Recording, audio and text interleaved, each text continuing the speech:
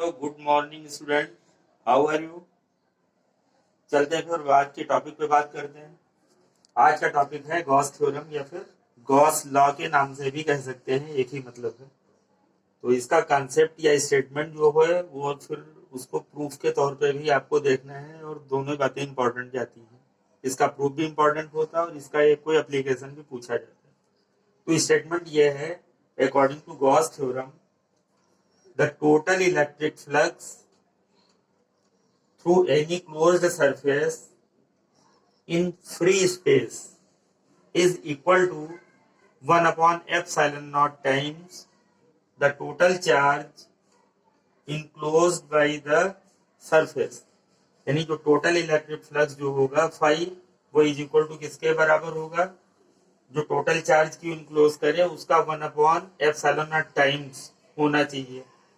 तो phi is equal to q upon epsilon not, और हम ऑलरेडी जानते हैं कि फाई इज इक्वल टू क्या होता है, ई डॉट डीएस होता है। तो कंप्लीटली लिखें तो phi is equal to integral E dot ds is equal to q upon epsilon not. यहाँ इंटीग्रल साइन पे ये जो लगा रहे हैं ये क्लोज्ड सरफेस के लिए लगा रहे हैं। इसका मतलब जब गॉस थ्योरम को हम प्रूफ करने जा रहे हैं तो कोई एक चार्ज कंसीडर करना है।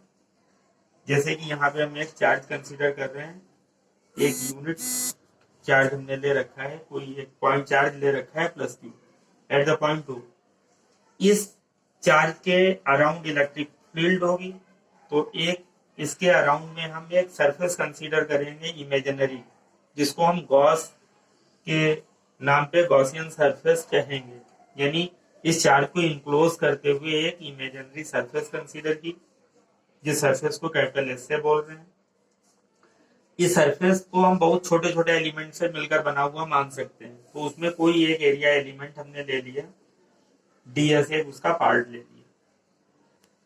अब हम एरिया वेक्टर के हिसाब से जानते हैं कि एक एरिया वेक्टर अगर बनाना है डीएस के लिए तो नॉर्मल टू द सरफेस, यानी सरफेस पे अगर हम एक परपेंडिकुलर लाइन खींच दें तो यही डीएस का एरिया वेक्टर बन जाएगा, डीएस एरिया एरो देके।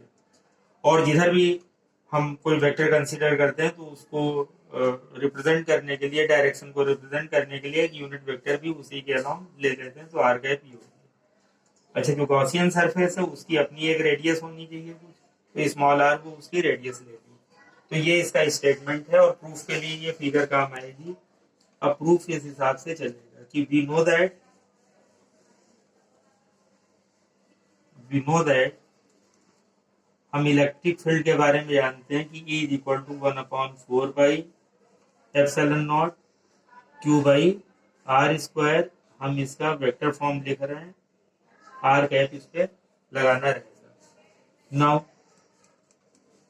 टोटल इलेक्ट्रिक फ्लक्स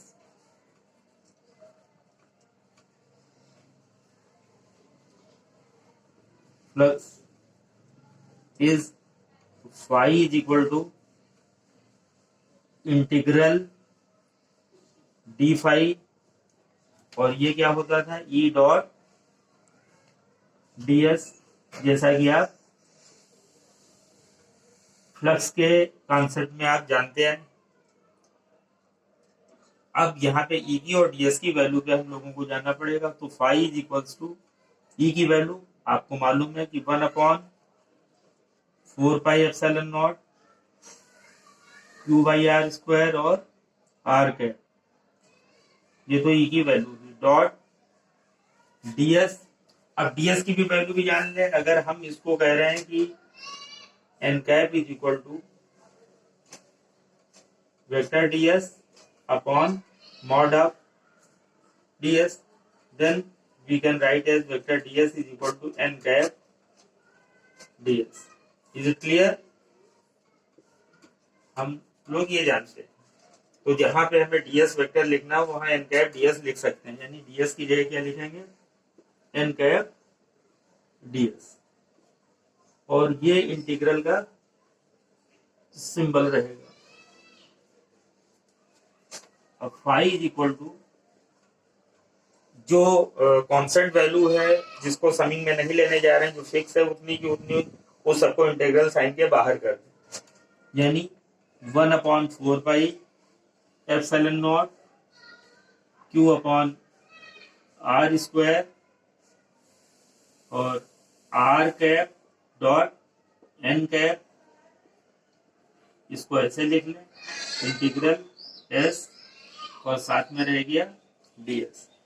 अब इस पे बिल्कुल हम लोग a डॉट बी वाला फार्मूला अप्लाई करेंगे। a डॉट बी क्या होता है? Mod a mod b cos theta. अब आर कैप का मॉड क्या हो जाएगा? आर कैप का मॉड यानी ये यूनिट वेक्टर है तो 1, एन कैप का मॉड वो भी यूनिट वेक्टर तो 1, और इनके बीच का जो थीटा बनेगा वो भी क्या 1। क्यों? क्योंकि जिधर एन कैप है और यूनिट वेक्टर भी अगर हम इसका कंसीडर करें रेडियस के लिए तो वो आर कैप कंसीडर करते हैं, तो आर कैप भी इसी डायरेक्शन का ही लेते हैं, यानी आर कैप और एन कैप सब एक ही डायरेक्शन के हैं, इसलिए उनके बीच का जो एंगल बनेगा वो थीटा जो है बनेगा कितना degree?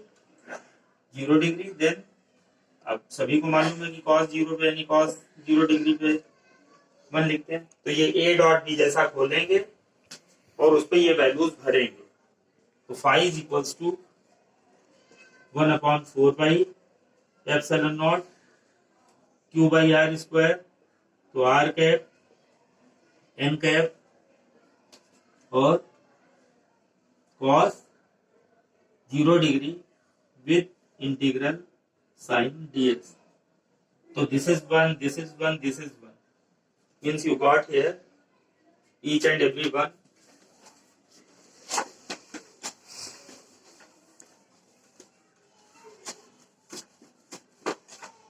So phi is equal to 1/4 pi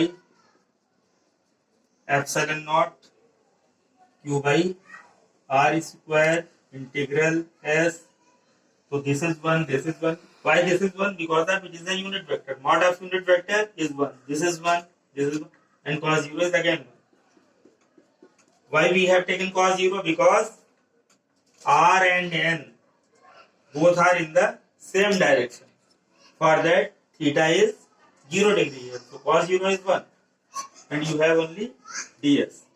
So phi is equals to 1/4 pi epsilon naught q by r square integral s ds। ds surface के लिए यूज हो रहा, और सरफेस की समिंग कर रहे हैं, छोटे छोटे एलिमेंट अगर सरफेस के अगर हम मिला दें, यानी अगर ये छोटे छोटे सारे एलिमेंट मिलाते चले जाएं तो हमें क्या कहना पड़ेगा कि ये सब मिलके हमारे पास ये जो है पूरी सरफेस आ गई। इंटीग्रल का मतलब होता है समिंग करना यानी कलेक्ट करना, तो जब ये सारी सरफेस कलेक्ट कर ली तो ये क्या है? एक स्फीयर है, स्फेरिकल सरफेस है।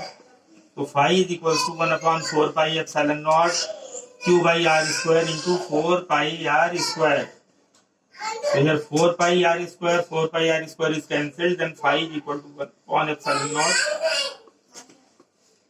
Okay students, now this proof of Gauss theorem is completed now। Okay।